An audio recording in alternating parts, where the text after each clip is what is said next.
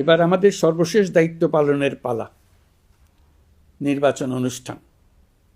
আজ এই মহান দিবসে আপনাদের সামনে এই বক্তব্য রাখার পর থেকেই আমরা আমাদের সর্বশেষ এবং সবচেয়ে গুরুত্বপূর্ণ অধ্যায়ে প্রবেশ করব। আমরা এবার একটা নির্বাচিত সরকারের কাছে দায়িত্ব হস্তান্তরের প্রক্রিয়া শুরু করব। অন্তর্বর্তী সরকারের পক্ষ থেকে আমি প্রধান নির্বাচন কমিশনারের কাছে চিঠি পাঠাব, যেন নির্বাচন কমিশন আগামী রমজানের আগে 2026 সালের ফেব্রুয়ারি মাসে জাতীয় নির্বাচন অনুষ্ঠানের আয়োজন করেন। আপনারা সকলেই দোয়া করবেন যেন সুন্দরভাবে নির্বাচন অনুষ্ঠান করে এদেশের সকল নাগরিক একটি নতুন বাংলাদেশ গড়ার কাজে সফলভাবে এগিয়ে যেতে পারে।